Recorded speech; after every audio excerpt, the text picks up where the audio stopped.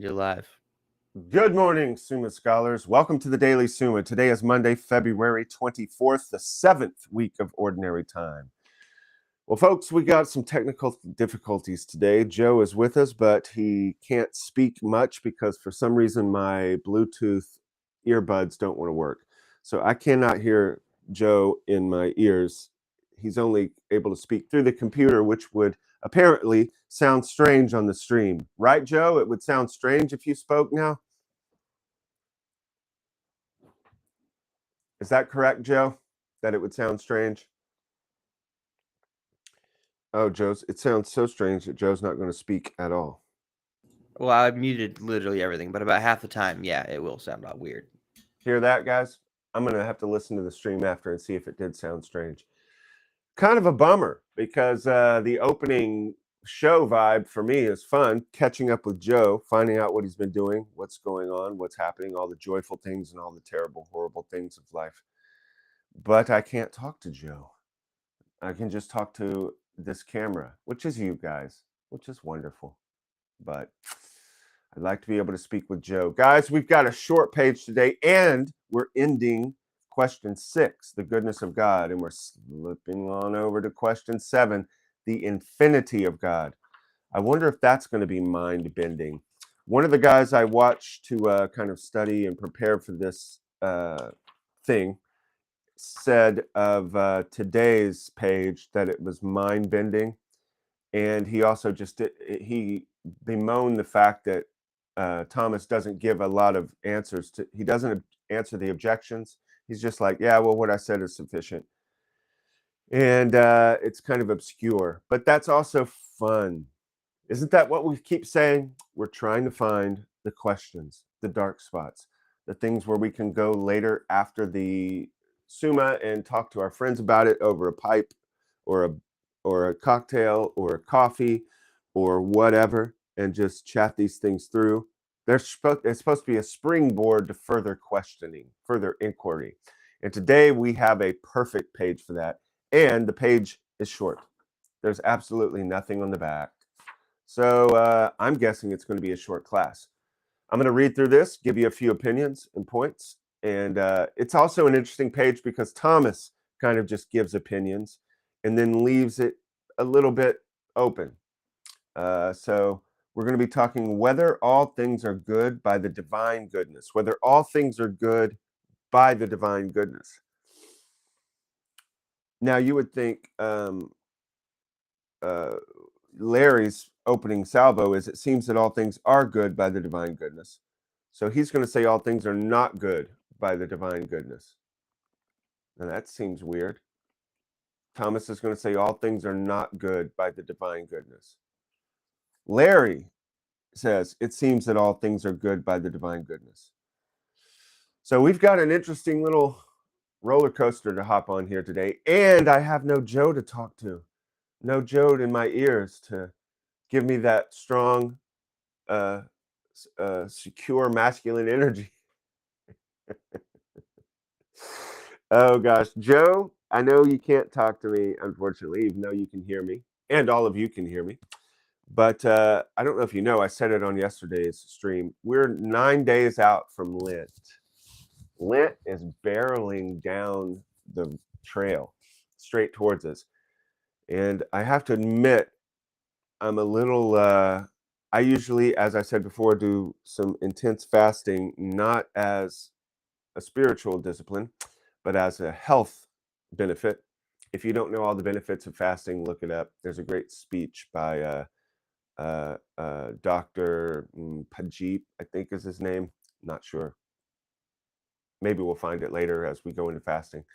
But he tells all the health benefits of fasting. So I'll do that during Lent, and then I'll offer up the suffering of it for Lent.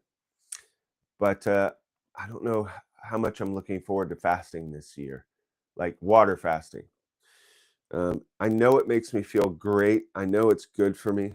I know it's very Lent-like, but we'll see how it goes this year, especially since we have the decade party right smack dab in the middle of Lent, it looks like. So will I let up on my fasting for the decade party? Or there are a couple days during Lent that I do stop the fast. Obviously, Sunday, you never fast on Sabbath, but except for very exceptional reasons and blah, blah, blah. And then there's a couple feasts that I do celebrate. One is St. Patrick's Day. And then it looks like the feast of, there's a feast that's going to be during Lent this day, the way that it falls. There is one feast that takes place during Lent. And let's see if I can see what that is. That is, Perpetua and Felicity is during Lent this year. Perpetua and Felicity were early Christian martyrs.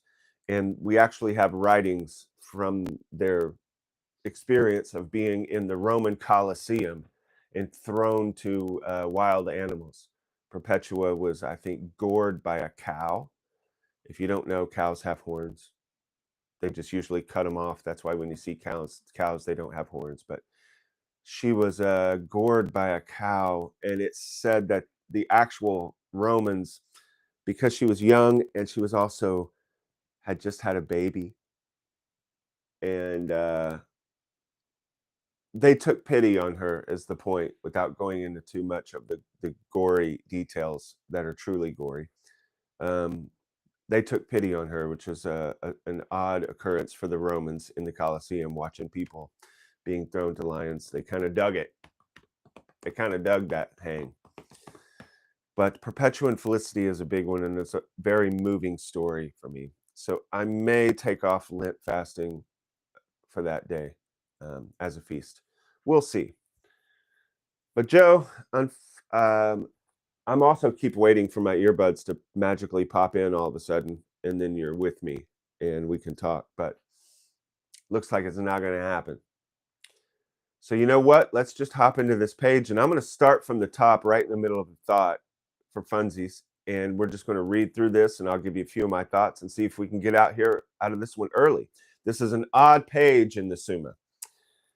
So let's get on this beaver galleon, head off into an odd discussion on deck between Larry and the boys, who Thomas doesn't even answer on this one. Just ignores it and says, you can figure it out from my respondio. Discuss among yourselves. All right, top of page 57. Any other good, but the good of every good. If you remember, that was Augustine's beginning quote yesterday that I come in right in the middle of the sentence because it's the Daily Summa.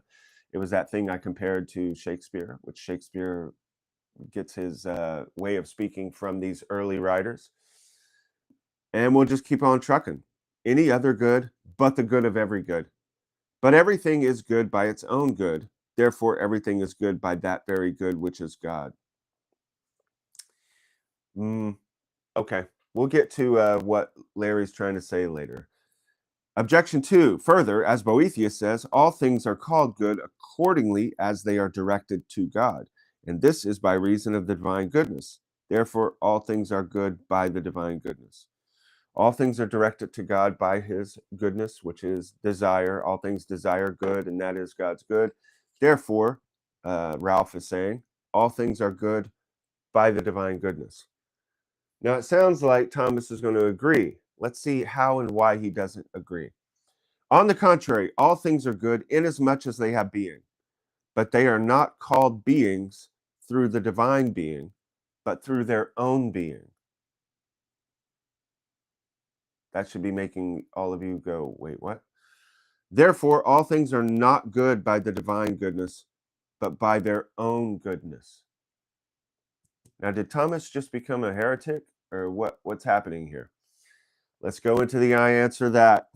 As regards relative things, we must admit extrinsic denomination, as a thing is denominated, placed from place, and measured from measure.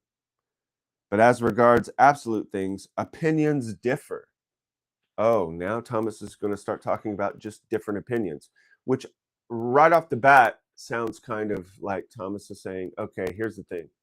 This is a difficult question. Opinions differ. Let's see what they are and see if we can talk through this. But to kind of understand, if we can, what Thomas is trying to say, it seems to me, I would love to hear what Dr. Rebard has to say about this, and maybe I'll call him about this one particular page, and we'll see tomorrow what Rebard says at the beginning of class. Things are placed, and then they have a place. I'm placed here in this seat, but this is also a place. You can measure my arm. That's the measured thing, my arm, but there's also a measure, how long it is. So things have both a place and where they're placed. Things have both what they are, the length they are, and the measure itself. The measure itself is a construct. Maybe I shouldn't use that word. The measure itself is a reality that's in our mind. And so now we're moving up into the place of not this visible world, but we're moving up into the place of logos. And that's where the dispute's going to come between Plato and Aristotle. All right, let's hear it. Plato held the existence of separate ideas. So if you remember, or if you already know, Plato believed that there were absolute forms, that all the forms you see on earth, cow, dog, human, they are expressions of an absolute perfect form of that thing. That there is in heaven or in the upper worlds or in the upper logos mind, there is this perfect dogginess, this perfect horsiness, and everything flows down from that as lesser reflections of that perfect idea. That's Plato's thought. Of all things, in that individuals are denominated by them as participating in the separate ideas. For instance, that Socrates is called man according to the separate idea of man. The separate idea being the form, the perfect form, the separate idea that's totally separated from Socrates. And he's participating in humanness as his human nature. This is Plato's idea, according to Thomas here. Now, just as he laid down separate ideas of man and horse, which he called absolute man and absolute horse, perfect forms, so likewise he laid down separate ideas of being and one. Thomas is saying being is one, and being, God is ipsum esse, he is being itself, and that being is good. But he's saying that Plato held that being is also one of the forms, and so is oneness, monad, the single, is also one of the perfect forms, up there in the upper logos experience of pure thought that we can't attain to yet. And these he called absolute being and absolute oneness. And by participation of these, everything was called being or one. And what was thus absolute being and absolute one, he said, was supreme good. And because good is convertible with being, as one is also, he called God the absolute good, from whom all things are called good by way of participation. You're going to say, well, isn't that what we've been saying? That all things are good by participation? I think Thomas is going to want to say that Plato makes too much of a separation or too much of a oneness between God and all of the forms. Perhaps. Let's go on further. Although this opinion appears to be unreasonable in affirming separate ideas of natural things as subsisting of themselves, as Aristotle argues, Aristotle said the forms were in the thing, that the forms aren't up in heaven. That's that old painting that we talked about of the School of Athens, where Plato and Aristotle are walking down the stairs, and Plato's hands like this. He's pointing up, saying all the forms are in heaven. And Aristotle's hand is like this, saying, no, the forms are here, in the thing. The form is in me. The form is in the horse, not in heaven. And the accidents or the matter manifests that form. These are their famous dispute, two different opinions. So let's go back to the beginning of that paragraph. Although this opinion appears to be unreasonable in affirming separate ideas of natural things as subsisting in themselves, as Aristotle argues in many ways, still it is absolutely true that there is first something which is essentially being and essentially good, and that we call God, as appears from what is shown in question 2, Article 3.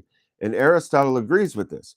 Hence, from the first being, essentially such and good, everything can be called good and a being, inasmuch as it participates in it by way of certain assimilation, which assimilation like the fire assimilating the wood into itself, assimilation which is far removed and defective, as appears from the above.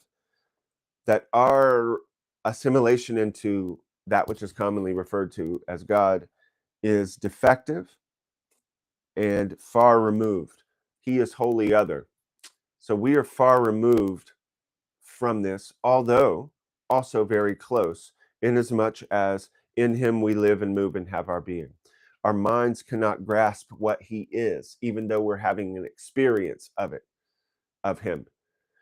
So we are very close and in another way very far away, because we cannot understand the essence of being itself, what God is. We can only come to intuit him by meditating on what God is not, which is all these forms and goodnesses as we see them in the shattered vessels of this present world. Everything is therefore called good from the divine goodness. Okay, let's see. Therefore, things are not good by the divine goodness, he said on the contrary. Up on the contrary, Thomas, not Larry, Thomas says, therefore, all things are not good by the divine goodness. Down here in the answer that, everything is therefore called good from the divine goodness. As from the first exemplary and effective and final principle of all goodness. Nevertheless, everything is called good by reason of the similitude of the divine goodness belonging to it, which is formally its own goodness, whereby it is denominated good. And so all things there, and so of all things there is one goodness, and yet many goodnesses.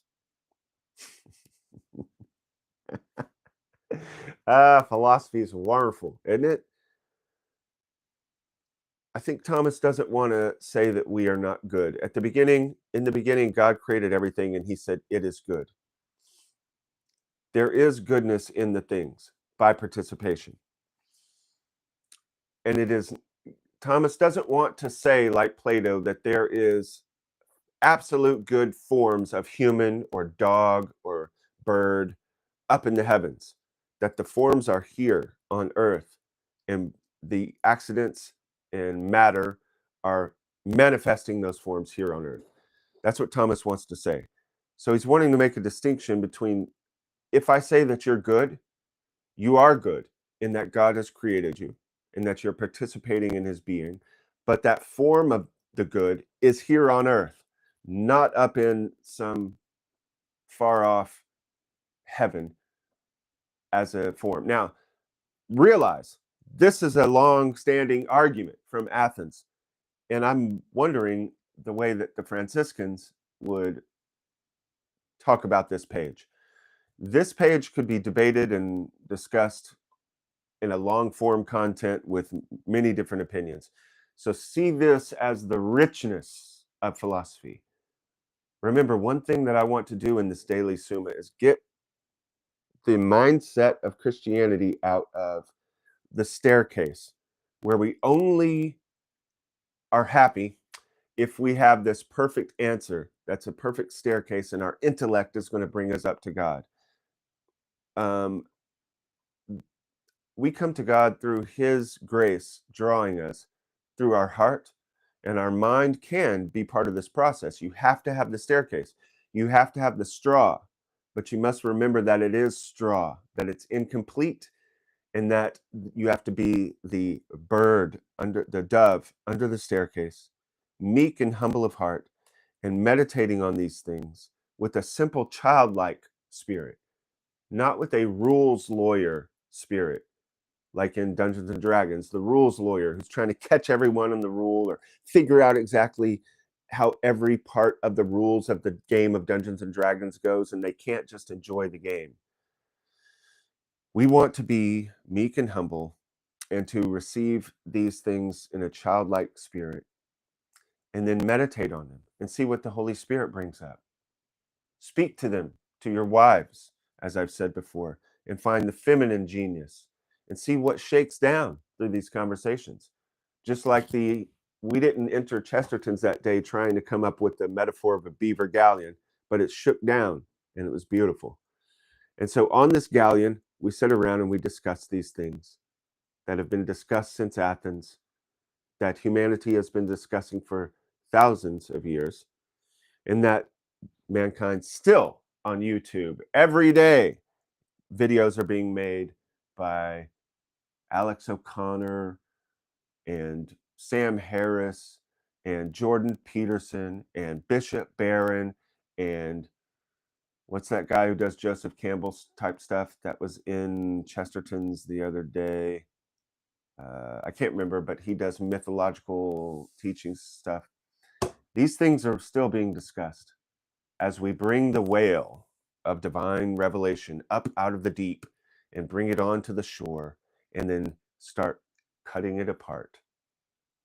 The tribe feasting and the tribe using all of these things for our life and our comfort. That is the metaphor. That is what we're doing on this beaver galleon. And that is what we're doing in this little page here that is so mysterious.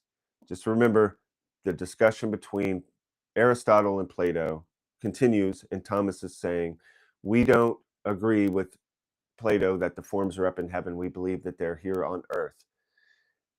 How this happens, how we're related to God, how the forms are moving is a beautiful, mysterious discussion. And so we shall continue this discussion as time goes on. That's all I got for you today. This is a crazy page. I'll talk to Rebart about it and Mark McNeil and see what they have to say, and maybe give you some of that as we meet again bright and early tomorrow to look back on this page and also hit question 7, the infinity of God. And if we're talking about infinity, I wonder if that also will be difficult. We'll find out tomorrow. So, Joe, are you going to cancel us out of this thing from your seat? Yeah, dude. All right. I'll talk to you after on the phone or something, Joe. It's been a good one, guys.